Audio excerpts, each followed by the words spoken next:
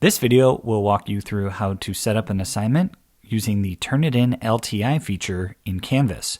It has 3 key features that are not available with the Canvas plagiarism framework. Let's run through how these 2 features are different because they have different functionality, and quite frankly, most teachers will find the Canvas plagiarism framework, CPF, to meet their needs, but there are some instances where the LTI might come in handy. So the first thing is that when you're setting up a assignment, typically you just go to modules, click the plus sign, and add an assignment to a module. And you can do that with the Turnitin CPF. You cannot do that with the Turnitin LTI. What you need to do there is go to assignments, create the assignment in a special way, and then add it to a module. So it's one extra step there. The student submissions appear in the SpeedGrader if you use the CPF. They do not appear in the SpeedGrader if you are using the LTI. Instead, it goes to Turnitin's Feedback Studio, which is similar to SpeedGrader. It's just going to function differently. Related to that, the CPF allows you to use your rubrics that you've built in Canvas, whereas the Turnitin LTI has its own rubrics and its own kind of SpeedGrader that you can use. One drawback to using the CPF is that if you use a template that all of your students are working off of and they all turn in the same document that has a lot of similar text on it or directions, it will actually impact the similarity score for your students.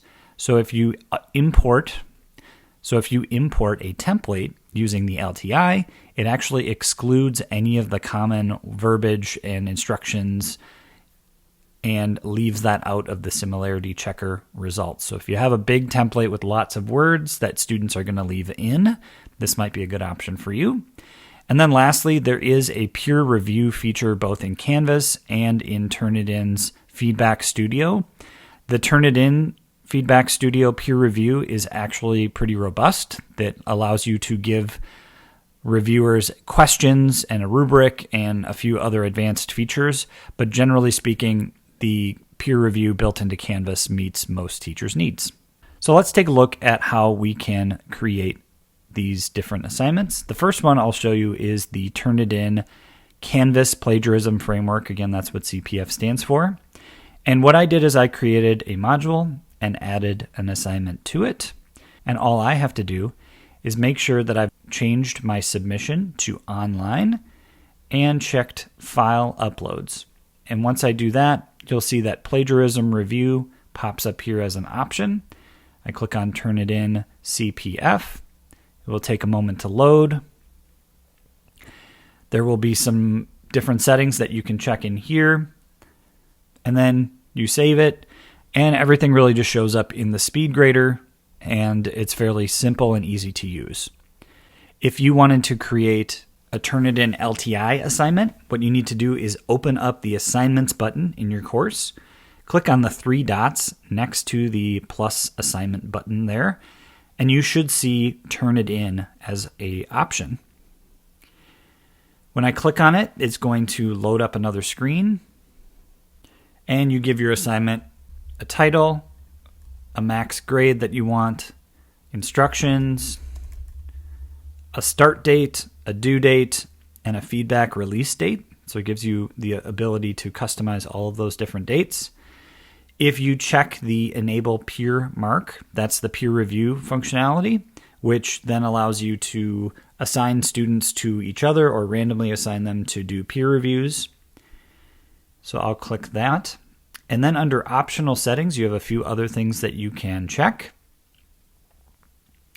So for example, you may want to say allow submissions of any file type, allow late submissions. You've got all these things that you can do.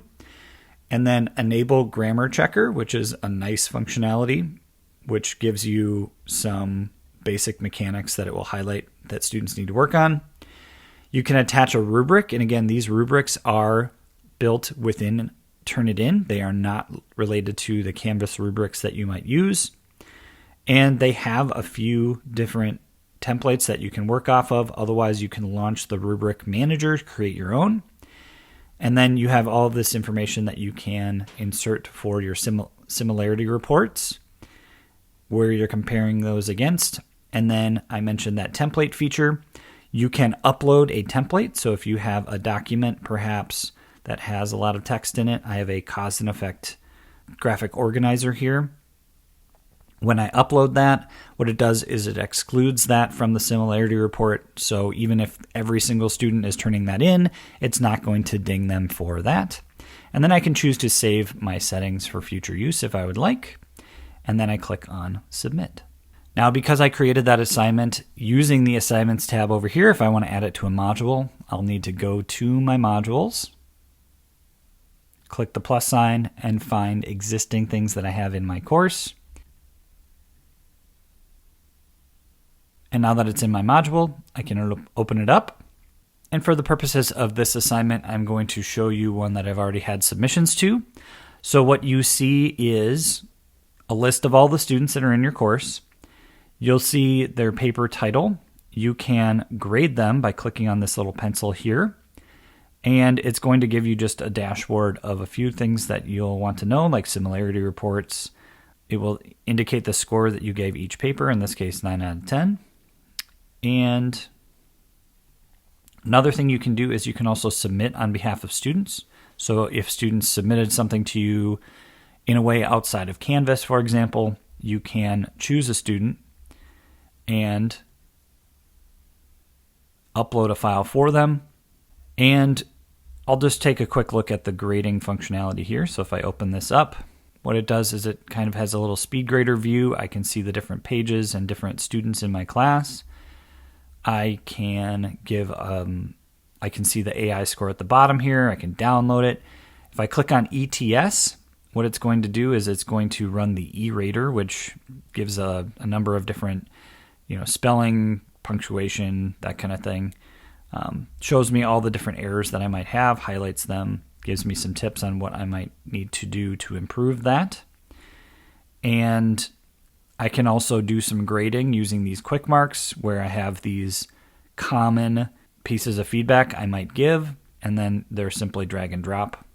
I can do voice comments or text comments. I can add a rubric if I already had one created, or I can go up here and make one. And again, just to point it out, you'll notice that there is not a speed grader button up here. If I did navigate to the speed grader, it would say that there is no preview available for the files submitted. So that's just the big thing to know, is that you'll have to do your grading in the Feedback Studio through Turnitin. So that's just about everything you need to know about using the Turnitin LTI in Canvas.